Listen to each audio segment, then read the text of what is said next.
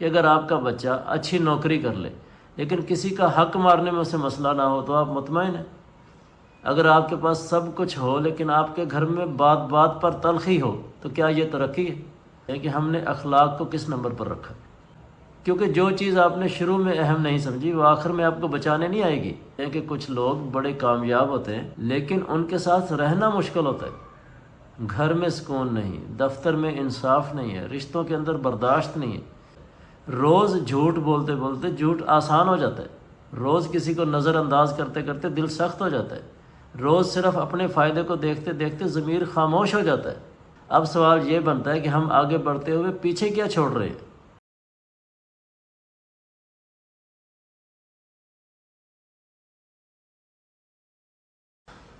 ہم سب ایک بات مانتے ہیں، ہم کہتے ہیں کہ آج کے دور میں آگے بڑھنا ضروری ہے، کچھ بننا ضروری ہے، کچھ حاصل کرنا ضروری ہے۔ بہت اچھی بات ہے، اس میں کوئی برائی نہیں ہے۔ مسئلہ وہاں سے شروع ہوتا ہے جہاں ہم یہ طے کر لیتے ہیں کہ آگے بڑھنے کے لیے سب کچھ جائز ہے، اخلاقیات بس بعد میں دیکھ لیں گے۔ ہم کہتے ہیں کہ پہلے سیٹ ہو جائے پھر دین کو دیکھ لیں گے، پہلے بچوں کا مستقبل بنا لیں پھر اخلاق سکھا لیں گے، پہلے پیسے آ جائیں پھر سب کچھ ٹھیک ہو جائے گا۔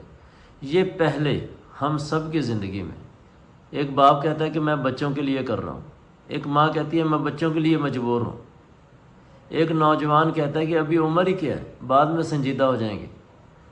اور یہ سب باتیں سننے میں ٹھیک لگتی ہیں، لیکن ذرا رک کر ایک سادہ سی بات سوچیں کہ جو چیز ہم روز کرتے ہیں وہی تو ہمیں بناتی ہے۔ اگر روز صبح سے شام تک ہم صرف پیسہ، مقابلہ، آگے نکلنے کی فکر میں ہیں تو پھر ہماری زبان، ہمارا لہجہ، ہمارا رویہ کیسا ہوگا؟ ہم کہتے ہیں ہم مجبور ہیں ورنہ ہم ایسے نہیں ہیں، لیکن سچ یہ ہے کہ آدمی مجبور نہیں ہوتا، آدمی عادی ہو جاتا ہے۔ روز جھوٹ بولتے بولتے جھوٹ آسان ہو جاتا ہے، روز کسی کو نظر انداز کرتے کرتے دل سخت ہو جاتا ہے، روز صرف اپنے فائدے کو دیکھتے دیکھتے ضمیر خاموش ہو جاتا ہے۔ پھر ایک دن ہم کہتے ہیں کہ نہیں یار اب تو عادت ہو گئی، ہم نے بچوں کو مہنگے اسکول میں ڈال دیے، اچھی بات ہے، لیکن ہم نے انہیں یہ نہیں سکھایا کہ کسی کمزور کے ساتھ کیسا رویہ رکھنا ہے، ہارنے والے کو کس طرح، کس نظر سے دیکھنا ہے، غلطی ماننا کیسا ہوتا ہے۔ ہم نے انہیں سکھایا کہ ٹاپ کرنا ہے، آگے نکلنا ہے، جیتنا ہے، اور پھر جب وہ سخت ہو جاتے ہیں، بے رحم ہو جاتے ہیں تو ہم کہتے ہیں کہ یہ نسل خراب ہو گئی۔ حالانکہ نسل اچانک خراب نہیں ہوتی، وہ ہماری ترجیحوں سے بنتی بھی ہے اور بگڑتی بھی ہے۔ ہم نے اخلاق کو کہا ابھی نہیں، بعد میں، اور جو چیزیں بعد میں چلی جاتی ہیں وہ اکثر زندگی میں جگہ پا ہی نہیں سکتی دوبارہ۔ ہم کہتے ہیں کہ جب ہمارے پاس وقت ہوگا تو ہم نماز سنبھال لیں گے، جب حالات بہتر ہوں گے تو ہم نرم ہو جائیں گے، جب سب کچھ ہو جائے گا تو ہم اچھے انسان بن جائیں گے۔ لیکن حقیقت یہ ہے کہ جس دن سب کچھ آ جاتا ہے اسی دن انسان کو کسی کی ضرورت نہیں رہتی۔ طاقت آ جائے، پیسہ آ جائے، اسٹیٹس آ جائے تو پھر کیا ہوتا ہے؟ نصیحت بری لگتی ہے، حدود بوجھ لگتی ہیں۔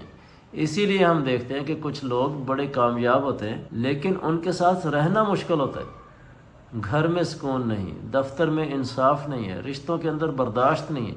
یہ سب اس لیے نہیں ہوتا کہ وہ برے لوگ ہیں، بلکہ اس لیے کہ انہوں نے اخلاق کو شروع میں نہ سکھایا نہ سیکھا۔ تو اخلاق کوئی ایسی چیز نہیں ہے جو ریٹائرمنٹ کے بعد آتی ہے، اخلاق وہ چیز ہے جو طاقت آنے سے پہلے ہونی چاہیے، ورنہ طاقت انسان کو انسان نہیں رہنے دیتی۔